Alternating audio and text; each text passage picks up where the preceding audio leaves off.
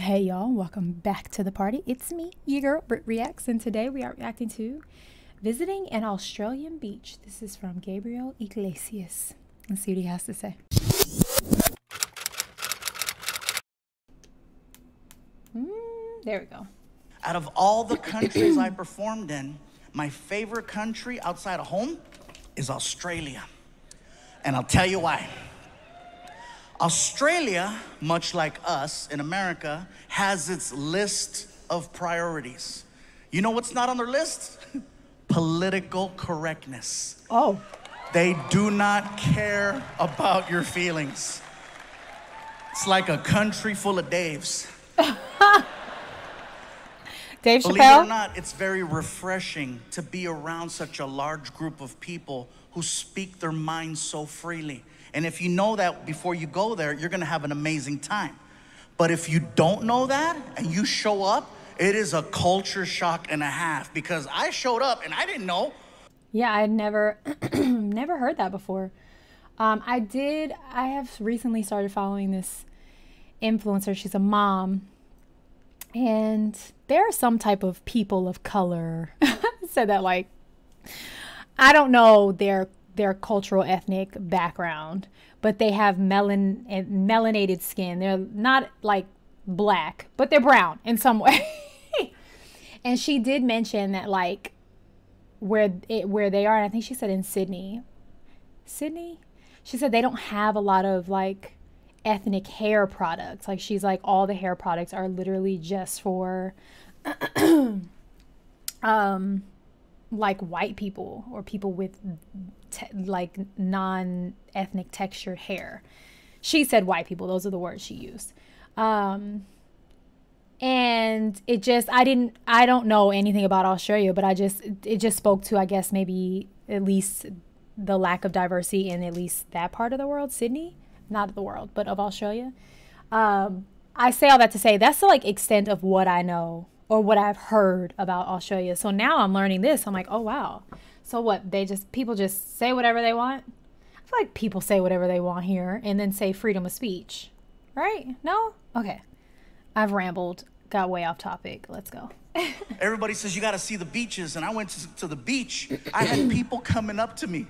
Hey, somebody help me get them back in the water.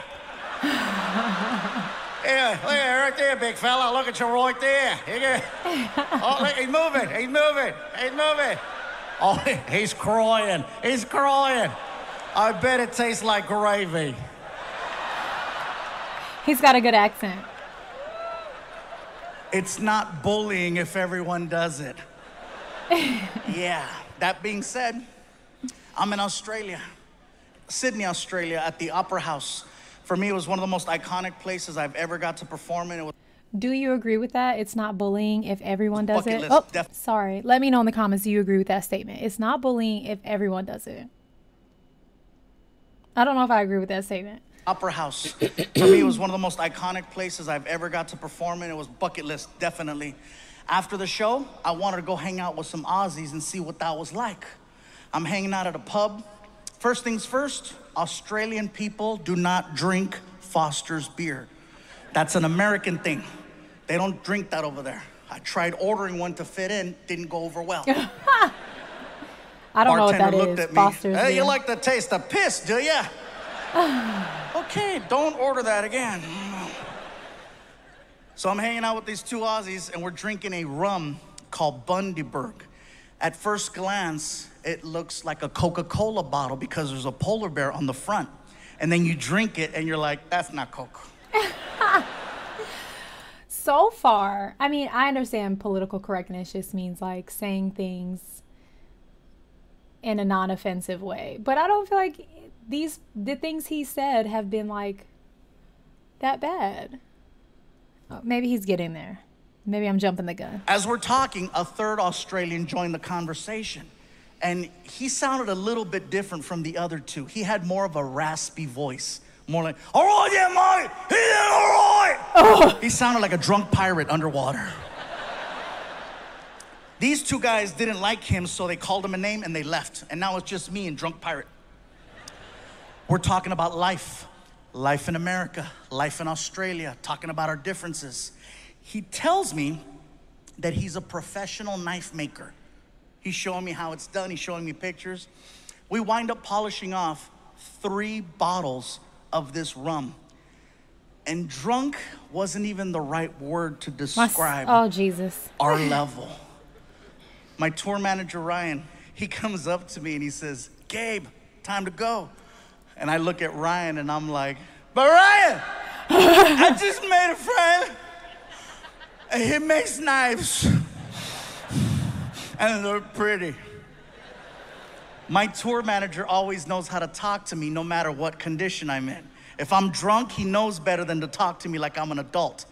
I was just about to say, he always sounds like an out-of-breath 5th grader on field day when he does his impression of himself when he's intoxicated. He just literally does not sound like a grown man.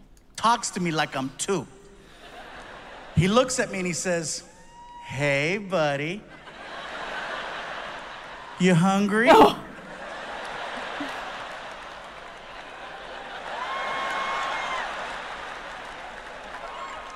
Well, listen, if we don't leave right now, they're gonna close McDonald's and you're gonna have to eat at the airport. I gotta go. Oh, Mom, you gotta go, no worries. And he goes to shake my hand. And when he shook my hand, he put his personal pocket knife that he made in my hand as a gift. That's for you, Mike. Thanks for being nice. Nice. Thank you. Thank you. I'm gonna cut cheeseburgers with this. That is the extent of what I know about Australia. It has always been one of my favorite places.